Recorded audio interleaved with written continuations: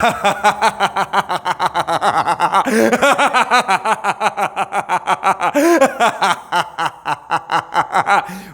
जग प्रसिद्ध प्रतापी रावण हूं, जिसके चलने से पृथ्वी वैसे ही डोलती है जैसे नाव में कोई हाथी सवार हो। जय हिंद दोस्तों। आज रावण के अट्टहास से आप समझ गए होंगे कि मैं आपको लंकेश के बारे में ही बताने जा रहा हूं। और मैं आपको बता दूं कि रावण से पहले या रावण के बाद रावण नाम का कोई व्यक्ति पैदा नहीं हुआ। भगवान राम नाम के व्यक्ति तो बहुत हुए, लेकिन रावण सिर्फ एक था। इसलिए आज मैं रावण से संबंधित कुछ ऐसे प्रश्न जो हम लोगों के दिमाग में कौंधते हैं, इन प्रश्नों का जवाब आज हम वीडियो में देखेंगे। और वो प्रश्न होंगे जैसे कि क्या रावण के वास्तव में 10 सिर थे? क्या रावण के नाभि में वाकई अमृत था? फिर क्या रावण के पास पुष्पक विमान कहां से आया था? किसने डिजाइन किया था? अगर रावण के पास पुष्पक विमान था तो उसके लिए हवाई अड्डा कहां था? फिर इसके साथ साथ हम लोग ये देखेंगे कि क्या रावण का इंडोनेशिया पर भी शासन था? फिर हम लोग ये भी देखेंगे कि क्या वाकई लंका सोने की थी? इसके साथ साथ हम लोग ये भी देखेंगे कि क्या रावण का जैन धर्म से भी किसी प्रकार का कोई संबंध है? क्या जैन धर्म के लोग भी रावण को कुछ अपना मानते हैं? क्योंकि आप देखे होंगे जैन धर्म के तीर्थ स्थलों पर कुछ जगह रावण की भी मूर्तियां मिलती हैं। तो इन सभी प्रश्नों का जवाब आज की वीडियो में हम लोग देखेंगे। लेकिन इसके पहले मैं रावण के बारे में थोड़ी सी जानकारी दे दूं, लेकिन हमें उम्मीद है कि आप इन सब के बारे में बहुत जानते हैं। मैं थोड़ी सी जानकारी दे करके ये जो प्रश्न उठे हैं, इन सभी प्रश्नों का जवाब आज मैं आपको दूंगा। मैं आपको बता दूं कि भगवान ब्रह्मा के पुत्र पुलत्स्य ऋषि थे और उनकी पत्नी का नाम हविभुर्वा था, जिनके पुत्र थे विशेषर्वा। और विशेषर्वा की 3 पत्नियां थीं, जिनमें पहली पत्नी का नाम वरवर्णिनी था, दूसरे का नाम राका था और तीसरे का नाम कैकसी था। वरवर्णिनी से एक बहुत होनहार सुंदर पुत्र पैदा हुआ था, जिसका नाम कुबेर रखा गया था। राका से अहिरावण और महिरावण नाम के 2 जुड़वा पुत्र पैदा हुए थे। और कैकसी से रावण, कुंभकर्ण, विभीषण और शूर्पणखा पैदा हुए थे। अब मैं आपको कुछ और बता दूं रावण के बारे में। रावण कुशल राजनीतिज्ञ थे। रावण के पास योग्य विद्या थी, एक कुशल सेनापति थे, वास्तुकला के विशेषज्ञ थे, ब्रह्मज्ञानी थे, बहुत विद्याओं के विद्वान थे, जानकार थे। यहां तक कि इंद्रजाल, जादू टोना, सम्मोहन, वशीकरण, ये सब विद्याएं भी उनके पास थे। और आप तो ये भी जानते हैं कि रावण के पास पुष्पक विमान भी था, और उस पुष्पक विमान की भी लगभग विशेषताएं आप जानते होंगे। उन विशेषताओं के बारे में भी मैं आपको बताऊंगा। लेकिन एक बात मैं आपको बता रहा हूं कि ये सारी बातें जो मैं आपको बता रहा हूं, ये धार्मिक आधार पे नहीं, मैं आपको वैज्ञानिक आधार पे बता रहा हूं। इन सारी बातों की पुष्टि नासा के द्वारा किया गया है। और उन सभी प्रश्नों का जवाब जो हमने अभी उठाया है, उन सभी प्रश्नों का जवाब मैं आपको दूंगा, जो कि 100% सत्य है। तो सबसे पहला जवाब ये कि क्या रावण के 10 सिर थे? तो मैं आपको बता दूं कि रावण के भाई कुंभकर्ण थे, विभीषण थे, शूर्पणखा थी, महिरावण थे, अहिरावण थे। रावण के पहले या रावण के बाद या उनके भाइयों में किसी भी व्यक्ति के तो 10 सिर नहीं थे, तो रावण के कैसे 10 सिर हो गए, रावण दशानन कैसे हो गए? तो मैं आपको बता दूं, रावण मायावी थे, माया के बहुत बड़े विशेषज्ञ थे। उनके पास सम्मोहनी शक्ति थी, उनके पास वशीकरण था। वो लोगों के अंदर भ्रम पैदा करने के लिए अपने 10 सिर दिखाया करते थे, या लोगों को ऐसा भ्रम होता था कि रावण के पास 10 सिर हैं। लेकिन सच्चाई ये थी कि रावण के 10 सिर नहीं थे। एक चीज और मैं आपको बता दूं कि रावण 6 दर्शनों और 4 वेदों के बहुत बड़े जानकार थे। उनको ये सब कंठस्थ था, इसलिए उनको 10 कंठी भी कहा जाता था। और 10 कंठी को ही लोग सिर मान लिया करते थे, और इसलिए रावण को दशानन कहा गया। लेकिन सच्चाई ये थी कि रावण के पास 10 सिर नहीं थे। अब इसके बाद दूसरा प्रश्न ये उठता है कि क्या रावण के नाभि में अमृत था? तो मैं आपको बता दूं कि रावण चाहता था अमर होना, कि हम हमेशा हमेशा के लिए अमर हो जाएं। इसलिए रावण ने भगवान ब्रह्मा की बहुत दिनों तक घनघोर कठिन तपस्या की, और कठिन तपस्या के बाद भगवान ब्रह्मा से इन्होंने आशीर्वाद मांगा, वरदान मांगा। तो ब्रह्मा ने कहा कि तुम्हें मैं अमरत्व का तो आशीर्वाद नहीं देता सकता, अमरत्व का तो हम आपको वरदान प्रदान नहीं कर सकते, लेकिन इतना मैं जरूर करूंगा कि तुम्हारी जो जीवनी शक्ति है, तुम्हारा जो जीवन है, उसको मैं तुम्हारे नाभि में सेंट्रल कर दूंगा, नाभि में सेंट्रलाइज कर दूंगा, जिससे किसी को पता नहीं चलेगा कि तुम्हारी जीवनी शक्ति, जिसको हम प्राण कहते हैं, तुम्हारा प्राण कहाँ है। और अगर किसी को पता नहीं होगा तो कोई तुम्हारा प्राण नहीं ले पाएगा, और इस तरह से तुम्हारा जो वरदान है, ये वरदान पूरा हो सकेगा, तुम अमर हो जाओगे। लेकिन रावण तो अति उत्साहित हो गया, और अति उत्साहित होकर के गया और यह बात विभीषण को बता दिया। मैं आपको बता रहा हूं, यह हमारा व्यक्तिगत सुझाव है कि अपने कुछ राज ऐसे होते हैं जो सबको बताने नहीं चाहिए।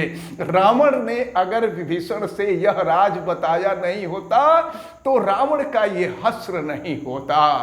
तो ये सच है कि रावण को अमरत्व के रूप में नाभि में अमृत मिला था, जिसको भगवान ब्रह्मा ने आशीर्वाद स्वरूप दिया था। अब इसके बाद यह प्रश्न उठता है कि रावण ब्राह्मण थे, क्योंकि वो ब्रह्मा के वंशज थे। तो अगर रावण ब्रह्मा के वंशज थे तो उनके अंदर ये राक्षसी प्रवृत्ति, ये आसुरी प्रवृत्ति कैसे आ गई?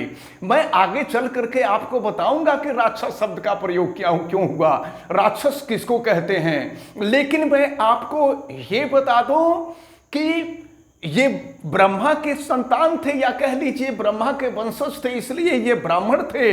लेकिन इनकी माता का नाम कैकसी था, जो असुर राज्य से आती थी, और ये ताड़का की नतनी थी, जिस ताड़का का वध भगवान राम ने बक्सर में किया था। अब मैं आपको बता दूं कि ये जो कैकसी थे, कैकसी के सौतेले पुत्र कुबेर थे, और ये कुबेर से हमेशा जलती रहती थी, कुबेर से हमेशा ईर्ष्या करती थी। इसलिए वो चाहती थी कि हमें कोई ऐसा पुत्र प्राप्त हो जो कुबेर का अंत कर सके। इसलिए कैकसी ने एक अशुभ समय में गर्भ धारण किया, और गर्भ धारण करने के बाद रावण को पैदा किया। इसलिए चूंकि माता जो थी आसुरी थी, असुर प्रवृत्ति वाली थी, और अशुभ समय में रावण पैदा हुए थे, इसलिए ब्राह्मण होने के बावजूद भी इनको राक्षस कहा गया और इनके अंदर आसुरी प्रवृत्ति आ गई थी। अब इसके बाद हम देखते हैं कि रावण का विवाह मंदोदरी से हुआ था और मंदोदरी हेमा नाम की अप्सरा की पुत्री थी। और हम आपको बता दें कि यह राजस्थान के जोधपुर में एक स्थान है मंडोर, उस मंडोर की ही रहने वाली थी, इसलिए इनका नाम मंदोदरी रखा गया था। अब प्रश्न ये उठता है कि क्या रावण ने इंडोनेशिया पर भी शासन किया था? तो मैं आपको बता रहा हूं, रावण ने ढेर सारे देशों पर शासन किया था, ढेर सारे देशों का राजा थे, लेकिन अब वर्तमान में उनके नाम बदल चुके हैं, जिनमें मैं आपको बता दूं कि तत्कालीन में एक देश सुंबा हुआ करता था, बाली द्वीप, बाली के नाम अभी आपको मालूम है, बाली द्वीप हुआ करता था, अंग द्वीप था, मलय द्वीप था, इसके साथ साथ वाराह द्वीप था, शंख द्वीप था, कुश द्वीप था, यव द्वीप था जो इस समय यवन के नाम से जाना जाता है, और आंध्रालय नाम का जो देश था। इसके साथ साथ मैं आपको बता दूं कि हमारे देश भारत के जो दक्षिणी राज्य हैं, उन दक्षिणी राज्यों पर भी रावण का राज था। और फिर इसके बाद लंका के राजा कुबेर हुआ करते थे, जो इनके सौतेले भाई थे, इसने कुबेर के ऊपर ही आक्रमण कर दिया और कुबेर के ऊपर आक्रमण करके उनको अपने राज्य से निकाल दिया, कुबेर को निकाल दिया। अब चूंकि विशेषरवा के पुत्र कुबेर थे, अब विशेषरवा के सामने कोई दूसरा विकल्प नहीं था, तो इसलिए विशेषरवा को एक अलग से राज्य दिए, जो कैलाश पर्वत के आसपास का क्षेत्र था, जिसे त्रिवेष्टिप राज्य के नाम से जाना जाता था, जो वर्तमान में तिब्बत के नाम से जाना जा रहा है। इसके अतिरिक्त मैं आपको बता दूं कि इंडोनेशिया, मलेशिया, बर्मा इत्यादि देशों पर भी रावण ने शासन किया था। और फिर आपने ये देखा कि यह भाई इनके बड़े भाई थे कुबेर, भाई का ही राज्य हड़प लिया। और मैं आपको बता दूं कि धन संपत्ति तो किसी का हड़पना उचित नहीं है, और खास करके अगर अपने भाई का आप हड़पते हैं तो आपने देखा कि जो रावण का हश्र हुआ, वही हश्र उस व्यक्ति का होगा जो ऐसा कार्य करेगा। अब इसके बाद मैं आपको और कुछ बता दूं। अब हम लोग देखें कि आखिर राक्षस शब्द का प्रयोग कैसे हुआ। जैसा कि आप जानते हैं कि रावण बहुत बड़े शिव भक्त थे, और यही नहीं, रावण के अंदर कुछ बहुत अच्छी चीजें थीं। मसलन उनके ताकत से, उनके प्रताप से सूर्य और यमराज भी डरा करते थे। इसलिए अब ये अपने समाज के लोगों को एक समान रूप से देखते थे, और कोई इनके समाज के लोगों को सता न पावे, इनके जाति के लोगों को सता न पावे, इसलिए इन्होंने अलग से एक रक्ष संप्रदाय की स्थापना की। रक्ष का मतलब होता है रक्षा करना। अपने राज्य की रक्षा करने के लिए इन्होंने एक विशेष संप्रदाय की स्थापना की, जिसका नाम अभी हमने बताया रक्ष। और उस रक्ष संप्रदाय को मानने वाले जो लोग थे, उन्हीं को राक्षस कहा गया। तो हम समझते हैं कि राक्षस का मतलब होता है रक्षा करने वाला। अब इसके बाद मैं आपको बता दूं कि जब रावण के पास पुष्पक विमान था, तो रावण का विमान के लिए कौन कौन एयरपोर्ट थे, कहां कहां उसको लैंड कराया जाता था, तो मैं आपको ये बता दूं कि रावण ने जो पुष्पक विमान था, ये पुष्पक विमान अपने बड़े भाई कुबेर से बलपूर्वक छीना था। जिसकी डिजाइन जो थे, या ऐसे कह लीजिए कि जिसका निर्माण का कार्य महर्षि अंगिरा को दिया गया था, और फिर इसका पूरा निर्माण भगवान विश्वकर्मा ने किया था। महर्षि अंगिरा ने तो इसका डिजाइन किया था, और इसकी अब ये अपने आप में एक अद्भुत रचना थी। यही कारण था कि भगवान विश्वकर्मा को शिल्पी कहा गया। अब मैं आपको ये भी बता दूं कि इस विमान की विशेषता ये थी कि आवश्यकता अनुसार ये विमान जो था अपने स्वामी के मन के अनुरूप कार्य करता था। आवश्यकता अनुसार इस विमान का आकार बढ़ जाता था, आवश्यकता के अनुसार इस विमान का आकार घट जाता था, आवश्यकता के अनुसार इसका वेग बढ़ जाता था, वेग घट जाता था, इसका डायरेक्शन चेंज हो जाता था। यानी यह अपने स्वामी के मन मस्तिष्क के हिसाब से चला करता था। मैं आपको बता दूं कि इनके 4 हवाई अड्डे थे। उन 4 हवाई अड्डों में जो पहला हवाई अड्डा था उसका नाम था उसान गोड़ा, दूसरा जो हवाई अड्डा था उसका नाम था गुरलोपोथा, फिर तीसरे का नाम तोतपोला कंदा था, और फिर चौथे का नाम वारिया पोला था। मैं आपको बता दूं कि जिस समय लंका दहन हुआ था, लंका दहन के दौरान जो उसान गोड़ा नाम का जो हवाई अड्डा था जिस पर पुष्पक विमान उतरा करता था, वो जल करके नष्ट हो गया था। केवल इसके बाद यानी लंका दहन के बाद रावण के पास केवल 3 ही हवाई अड्डे रह गए थे। और फिर तो इस चीज को तो आप अच्छी तरह से याद रखे रहिएगा, इसकी पुष्टि नासा ने किया है। और मैं आपको बता दूं कि क्या वाकई लाल किताब को रावण ने ही लिखा था? तो अब मैं आपको ये बता देता हूं कि एक बार चूंकि इनके पास, रावण के पास बहुत ज्यादा बल हो गया था और अहंकार हो गया था, जो इनके नाश का कारण बना। और अहंकार तो जैसा कि आप जानते हैं कि प्रत्येक व्यक्ति के नाश का कारण होता है। तो रावण एक बार पहुंच गए कैलाश पर्वत पर, जहां भोले बाबा अपना ध्यान लगाए हुए बैठे थे।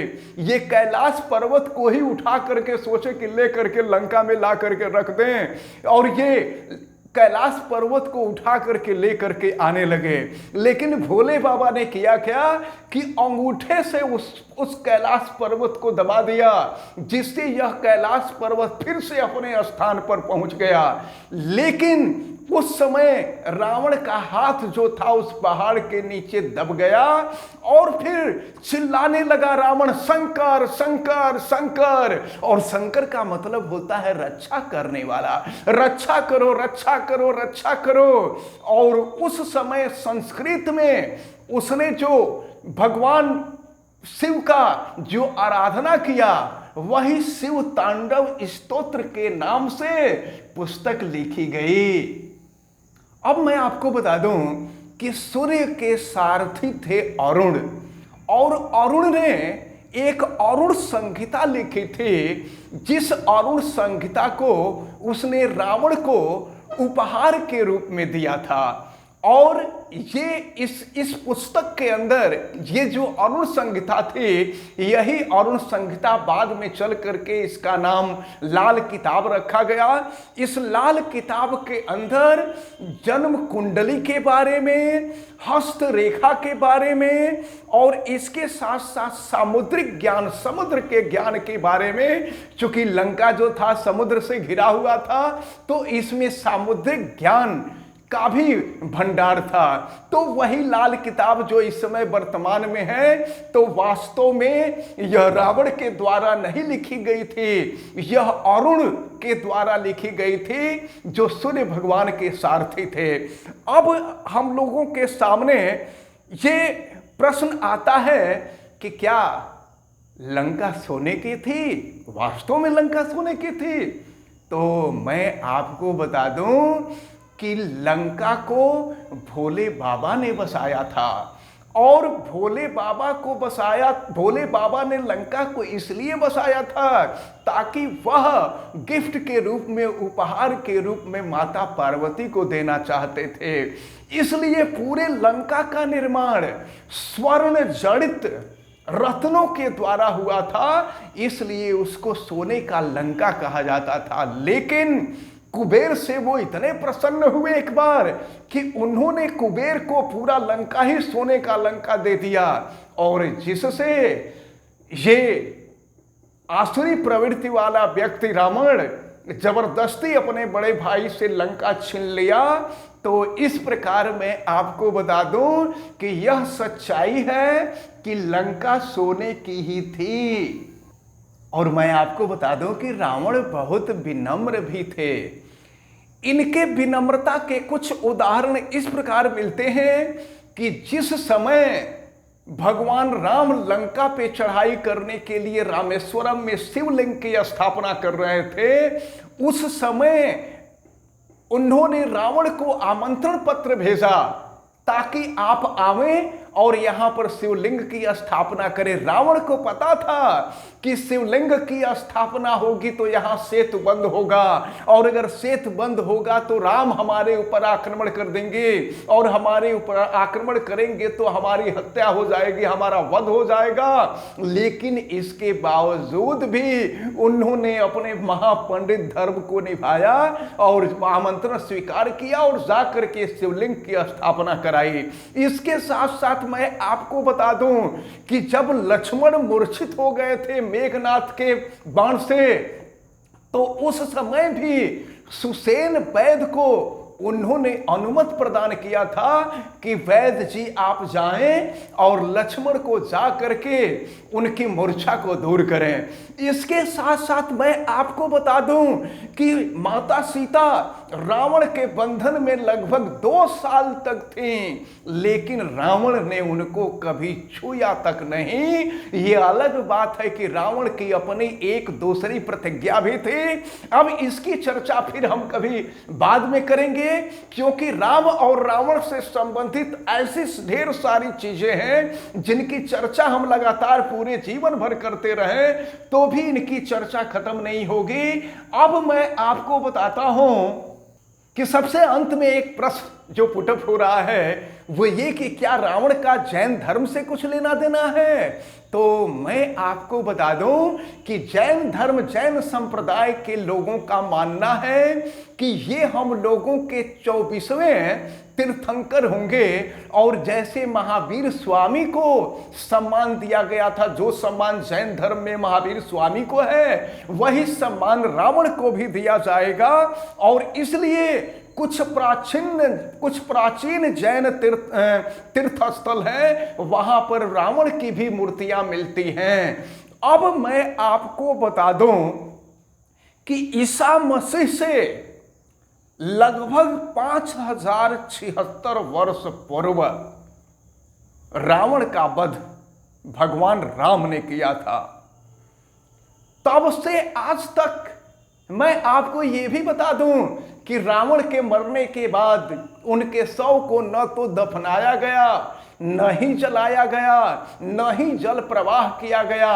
उनका शव अभी भी श्रीलंका में एक गुफा है जिसका नाम है रानागिल गुफा। उस रानागिल गुफा में रावण के शव को अभी भी रखा गया है, यानी लगभग अब से 7089 वर्ष हो चुके हैं, और 7089 वर्ष से रावण का शव वहीं पर रखा हुआ है। इसकी पुष्टि केवल हम नहीं, इसकी पुष्टि नासा करता है, जो विश्व प्रसिद्ध संस्था है, विश्व प्रसिद्ध एजेंसी है जिस पर पूरे दुनिया के लोग विश्वास करते हैं। अब इस प्रकार हमने ये जो छोटे छोटे प्रश्न हम लोगों के दिमाग में उठते हैं, इन बातों का हमने, इन प्रश्नों का हमने समाधान किया है, समाधान करने की कोशिश किया है। हमें उम्मीद है कि आप सभी लोग इस समाधान से संतुष्ट होंगे, इस जवाब से संतुष्ट होंगे, क्योंकि ये जवाब हमारा नहीं था, ये जवाब साइंटिफिक था, ये जवाब शास्त्र के अनुसार भी नहीं था, ये टोटली साइंटिफिक था। अब मैं आपको ये बता दूं कि इसी तरह से आगे हम कुछ न कुछ वीडियो, अगर आप जो है हमें इन्फॉर्म करते रहेंगे कि किससे संबंधित आपको ये वीडियो अन्य चाहिए या अन्य जानकारी चाहिए, तो उसका वीडियो हम आपको बनाते रहेंगे, वीडियो आप तक प्रेषित करते रहेंगे। लेकिन इसके पहले मैं आप सभी को महामना इंस्टीट्यूट के तरफ से, विद्यालय परिवार के तरफ से, बच्चों के तरफ से, शिक्षक शिक्षिकाओं के तरफ से, आप समस्त देशवासियों को विजयदशमी की हार्दिक शुभकामनाएं। आप अपने अंदर के रावण को मारिए, बाहर के रावण को तो हम हर साल मारते हैं और हर साल ये रावण पैदा होता है, ये रावण मरने वाला नहीं है। एक चीज और प्रश्न उठता है कि ऐसे रावण, जो रावण के अंदर दोष थे, ऐसे रावण हर गली मोहल्ले में मिल जाएंगे। तो मैं प्रत्येक भारतीयों से निवेदन करता हूं कि प्रत्येक व्यक्ति अगर केवल अपने अंदर के रावण को मार दे तो चारों तरफ ही राम राज्य की स्थापना हो जाएगी और रावण मर जाएगा। यही हमारे दशहरे का वास्तविक अर्थ होगा, रावण को जलाने का वास्तविक अर्थ होगा। हर साल रावण को जलाने से हमको कुछ नहीं मिलने वाला है। इसके साथ ही मैं आपसे विदा चाहता हूं। आप सभी लोगों का बहुत बहुत धन्यवाद। जय हिंद।